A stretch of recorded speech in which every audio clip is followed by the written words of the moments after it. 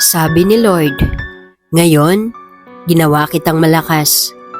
Sa susunod na taon, gagawin naman kitang masaya. Minsan hindi natin agad maiintindihan kung bakit puro laban na lang ang binibigay sa atin.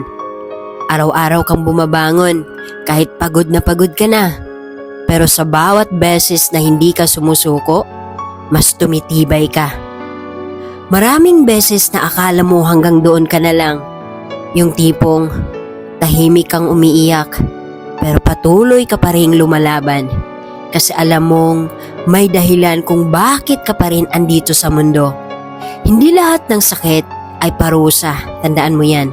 Minsan training pala para sa mas magandang blessings na darating sa buhay mo. Kailangan ka munang patatagin bago ka bigyan ng kapayapaan. Kaya kung pakiramdam mo na pag-iiwanan ka na, hindi ibig sabihin na talo ka. Baka iniintay lang ang tamang oras para sa breakthrough mo. Trust the process, kahit mabagal. Darating din yung araw na hindi ka na lang lalakas, kundi ngingiti ka na rin. Yung saya na hindi pilit at hindi panandalian. Kaya, kapit lang kaibigan. May reward ang lahat ng pagtitiis mo. Magtiwala ka lang sa sarili mo at sa Diyos.